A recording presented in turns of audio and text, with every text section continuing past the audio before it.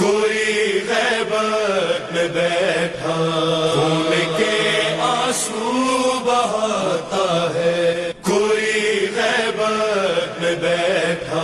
خون کے آنسو بہاتا ہے۔ مقام امام زمانہ، اس والے سے میں عرض کرنا چاہوں گا، کتاب ہے ملاقات امام علیہ السلام، اس میں ایک خوبصورت واقعہ لکھا ہے، صرف مقام امام زمان علیہ السلام سے نہیں، مولا حسین علیہ السلام کی زری مبارک سے بھی، کہ ایک شخص ہے جس نے توسل کیا کہ میں نے سنا ہے کہ سرکار ضرور تشریف لے کے آتے ہیں، اپنی جد کی مزار پہ ضرور آتے ہیں اور گریہ فرماتے ہیں۔ جب اس نے توسل کیا تو وہ کہتا ہے میں نے کیا دیکھا کہ میری آنکھوں سے پردے ہٹے، میں کیا دیکھتا ہوں، مولا حسین کے سرانے والی طرف ایک شخصیت کھڑی گریہ فرما رہے ہیں، خون کے آنسو تو سرکار کے ویسے ہی 1150 سال سے جاری وساری ہیں، مگر گریہ فرما رہے ہیں۔ تو میں گیا سرکار کو، میں نے سلام پیش کیا اور سرکار سے میں نے عرض کیا سرکار آپ کی یہ کیفیت، تو فرمانے لگے ہم یہاں اکثر تشریف لاتے ہیں، اپنے دادا کے مزار پہ اکثر تشریف لاتے ہیں، اور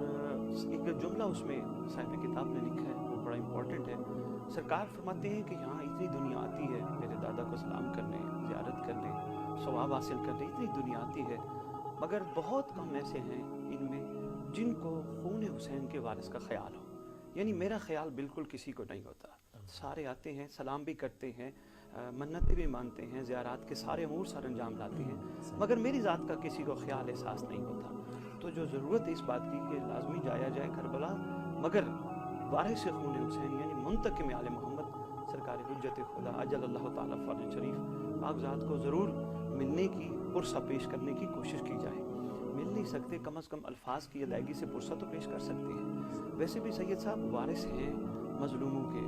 سرکار قائم آل محمد عجل اللہ تعالیٰ فرج شریف، عزاداری کے وارث، ماتم کے وارث، جلوس کے وارث، جملہ کاظمین کے وارث، سامرا کے وارث، نجف کے وارث، یعنی یہ سارے جہاں جہاں یہ ذوات مقدسہ سے منسوب مقامات ہیں، سرکار ان سب کے وارث ہیں۔ تو جب وارث ہو تو شاہ صاحب یہ ویسے بھی روٹین کا ایک تقاضا ہے، بندہ کسی سے ملنے جائے، جن مظلوموں کا پرسہ دینے جائے یا کسی کا افسوس کرنے جائے تو لازمی اس کے وارث کو ملتا ہے، یہ عام معاشرے کی روٹین میں شامل ہے۔ مثلاً کہیں کسی محلے میں کوئی ایسا واقعہ رونما ہو جاتا ہے، وہاں 2 4 10 کردار جاتے ہیں افسوس کرنے، ایک وہ ہے کہ جو اس محلے میں رہتا ہے، ایک وہ ہے جو اس شہر میں رہتا ہے، ایک وہ ہے جو کبھی کبھی کا سلام دعا کرنے والا ہے، ایک وہ ہے جس کا اٹھنا بیٹھنا تھوڑا زیادہ تھا، ایک وہ ہے جس کا ان کے بغیر گزارا نہیں تھا۔ ان 4 5 6 کرداروں کا تعلق اس مقتول کے وارث کے ساتھ مختلف ہوگا۔ مثلاً محلے والا جائے گا، فاتحہ پڑھے گا، وہاں دعا کرے گا، واپس آ جائے گا، شہر والا جائے گا، فاتحہ پڑھے گا، دعا کرے گا، واپس آ جائے گا۔ اسی طرح تعلق کے حساب سے سارے سلسلے چلتے رہیں گے، مگر جس کا تعلق مقتول کے ساتھ بہت زیادہ تھا وہ اس وارث سے صرف رو کے اور فاتحہ پڑھ کے نہیں آئے گا، یقیناً 2 3 باتیں ان سے کرے گا، یار آپ کے گھر کا نقصان بڑا ہوا ہے، بڑی تکلیف ہوئی ہے کہ جو آپ کے گھر کا یہ قتل ہوا ہے، یار میں آیا ہوں۔ تو وہ کہے گا جناب فاتحہ، وہ کہے گا ٹھیک ہے فاتحہ بھی پڑھتے ہیں، کھانا کا وہ کہے گا ٹھیک ہے کھانا بھی کھاتے ہیں، لیکن ایک بات جو بہت ضروری ہے کہ یار مجھے بتاؤ میرے لائق کیا حکم ہے، میں آپ کے لیے کیا کر سکتا ہوں، ایک کام ہونا تھا وہ ہو گیا، اب میرے لائق کیا ڈیوٹی ہے، میرے لائق کیا حکم ہے، میں حاضر ہوں۔ بے نہیں مومنین کو چاہیے، مومنات کو چاہیے، عزاداران کو چاہیے کہ جب وہ کربلا جائیں، جس مقام پہ بھی جائیں،